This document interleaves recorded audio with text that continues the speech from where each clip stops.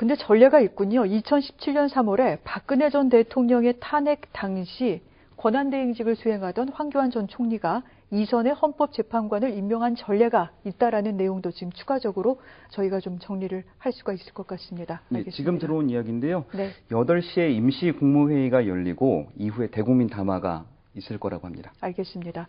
임시국무회의 후 또 한덕수 국무총리가 국민들에게 어떤 말씀을 드리는지도 저희가 좀 기다려보도록 하겠습니다. 자, 국회. 이번엔 좀 민주당 얘기를 좀 해볼까 합니다. 민주당, 사실은 압도적인 찬성의 가결을 원했겠죠. 이 결과에 대해서 어떤 입장입니까? 이재명 민주당 대표 이렇게 얘기했습니다. 완전한 승리가 아니다. 앞으로 더 크고 험한 산이 남아있다라고 이야기했습니다. 실제로 지금 탄핵이 모든 것의 종료는 아닙니다. 앞으로 내란 특검, 그 내란죄에 대한 현재 특수본에서 하고 있는 수사들이 계속 이어질 것입니다. 그런 부분에 있어서 민주당은 내란죄 상설 특검에 대한 구성, 그리고 국정조사에 대해서 계속 강조할 것이고 여당과의 협조를 요청할 것으로 보입니다. 그뿐만이 아닙니다. 지금 내일 일단 이재명 대표가 기자회견을 연다고 합니다. 네. 어떤 이야기를 꺼낼지는 아마도 뭐 그동안 이제 탄핵에 대한 소회나 그리고 앞으로 민주당이 어떤 방향을 갖고 대응해 나갈지에 대한 이야기를 할 것으로 보입니다. 그거와 함께 이제 이재명 대표에게는 아직 1심이 끝나지 않은 재판들도 있고, 그리고 또 2심 선고를 이제 남겨둔 것들이 있습니다. 이런 사법 리스크에 대한 의견도 밝히지 않을까 생각됩니다. 여기에 덧붙여서 야당의 좀 전망을 드리고자 합니다. 실제로 지금 사법 리스크 관련해서 이제 어느 정도 해소될 것을 기대하고 있지만, 실제로 법원에서 어떤 결과를 낼지 모릅니다. 그래서 이재명 대표의 이재명 대세론이 꺾일 수도 있다는 것도 하나 덧붙여서 얘기 드리고요. 그리고 현재 그 3K, 3김으로 불리는 잠룡들, 김동연, 김부겸, 김경수 전 의원이 네. 있는데요. 예, 김경수 전 의원 같은 경우에는 독일에서 이제 한국으로 들어온 이후에 계속 활발하게 활동하고 있습니다. 이 야권 잠룡들이 이번에 탄핵 집회할 때 나서서 목소리를 냈는데요. 탄핵 가결이 나자마자 김경수 전 의원 같은 경우에는 탄핵이 끝이 아니다. 대한민국 미래를 위한 새 판짜기를 시작해야 된다라고 이야기를 했고요. 김동연 지사 같은 경우에도 국민의 승리다라고 하면서 좀 더 이번에 탄핵을 통해서 대한민국의 변화를 요구했습니다. 그리고 김부겸 전 총리 같은 경우에는 아직 입장을 내놓지 않았지만 앞으로 탄핵 이후 정국은 좀 더 혼란스럽고, 그리고 한편으로는 내란죄에 대한 수사를 좀 더 강조할 것으로 보입니다. 네. 사실 우리가 한번 가본 길이라고 얘기는 합니다. 박근혜 전 대통령의 탄핵 결국 인용되면서 조기 대선을 치른 바 있는데, 하지만 또 그때와 다른 길이라는 얘기도 나옵니다. 내란죄 수사 등등 상당히 이 많은 부분에 있어서 급하게 또 수사가 진행돼야 되는 부분도 있고요. 여러 가지 국정에 있어서 공백을 빚을 우려가 크기 때문입니다. 아울러 그 계엄 이후에 여러 가지 상황을 국민들이 생방송으로 지켜본 대목도 있고요. 그렇기 때문에 또 어떻게 상황이 전개되고 전국을 운영해 나갈지에 대해서 관심을 가져야만 하는 대목이기도 합니다. 방금 유 기자가 그 대선과 관련돼서 어떤 그 잠룡들의 움직임까지 정리를 해 주셨는데, 사실 헌법재판소에서 탄핵이 인용되고 난 뒤에는 60일 이내에 대선을 치러야 하잖아요.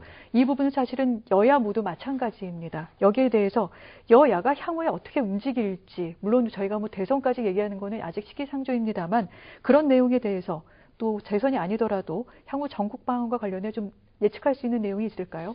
일단 제가 야당에 대해서 이야기를 했으니까 이제 여당에 대한 이야기를 하는 게 순리에 맞는 것 같습니다.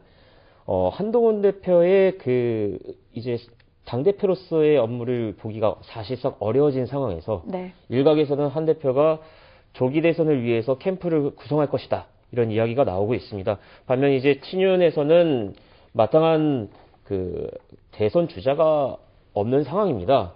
오세훈 서울시장이나 아니면 홍준표 대구시장이 거론되고 있는데요. 이 또한 한번 좀 두고 봐야 될 것 같습니다.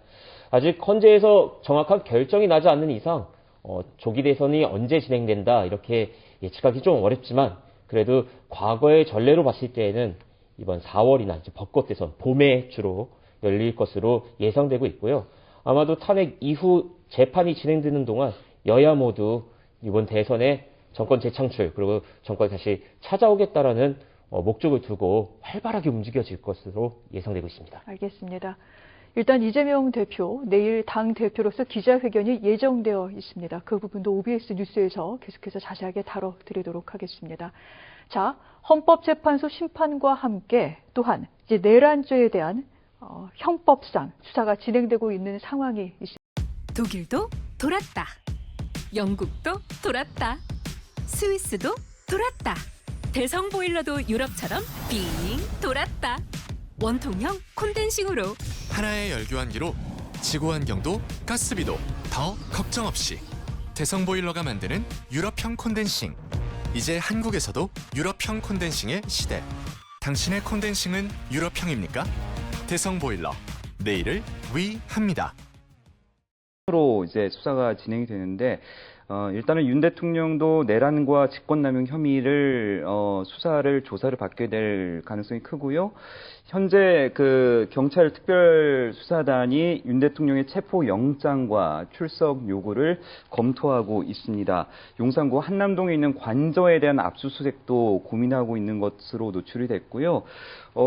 최초에 검찰과 경찰에 이어서 공수처가 다각도로 수사에 나섰습니다.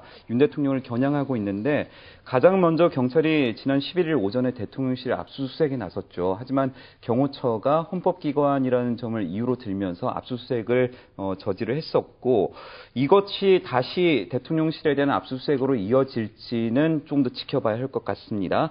공수처도 윤 대통령의 체포 가능성을 언급했습니다. 상황이 되면 긴급 체포 또는 영장에 의한 체포를 시도할 것이라고 하고 충분한 의지가 있음을 밝혔습니다. 말씀하신 듯이 조지호 경찰청장과 김봉식 서울청장도 구속이 됐죠. 그러면서 점차 이 수사들이 윤석열 대통령의 턱끝을 쫓아가고 있는 것 같고요. 다만 저희가 처음에 이제 검경 수사 갈등을 우려하지 않았습니까? 서로 간에 이제 신병 확보와 전화기 압수 등 서로 간에 이제 치열한 갈등, 경쟁을 좀 보이는 모습을 보이는데 최근 들어서는 이제 좀 이런 것들이 자리를 잡고 있는 모습이에요. 무슨 이야기인가 하면은 그러니까 앞서 경찰 특수단 그리고 네. 말씀하신 방첩사와 특전사, 수방사 압수수색 영장 신청했지만 검찰로부터 불청구 특보를 받으면서 갈등이 격화하니까 검찰 주도로 군검찰이 합류한 검찰 특수본이 네. 구성을 했고요. 또 경찰 국수본과 공수처, 국방부 조사본부를 합쳐서 공조수사본부가 편성이 됐습니다. 그러니까 검찰과 경찰의 이제 직접 대립은 없지만 앞으로는 이제 검찰 특수본대 공조본의 어떤 집단적인 경쟁 구도가 네. 좀 그려질 것 같고요. 그만큼 이제 수사 속도도 굉장히 빨라질 것 같고 앞으로 윤 대통령에 대한 수사가 어떤 진척 상황을 보이게 될지는 추이를 조금 더 지켜봐야 할 것 같습니다. 한 가지만 궁금한 내용이 있어서요. 지금 이제 검찰, 경찰, 공조수사본부가 설치돼서 협력해서 수사를 진행하게 될 것이다라고 저희는 지금 정리를 해드렸습니다만 상설특검 그리고 일반 특검이 국회에서 지금 통과가 됐습니다. 특검이 나서게 될 경우 이 수사는 어떻게 진행이 되게 됩니까? 특검이 되게 되면은 수사 상황은 이제 다시 한번 또 그 수사권 조정 같은 것들을 해야 될 것 같고요. 이제 상설 특검 같은 경우도 이제 아마 네. 경찰과 검찰 논의를 한 끝에 다뤄지게 될 것으로 보입니다. 알겠습니다. 모쪼록 이 수사 그리고 탄핵과 관련된 헌법재판소의 심리 등등이 조속히 진행이 돼서 이 혼란 상황이 어서 빨리 마무리되었으면 좋겠습니다. 저희 OBS는 속보를 통해서 계속해서 관련 사항 여러분들께 전해드리겠습니다. 두 분과는 여기서 마무리할게요. 고맙습니다.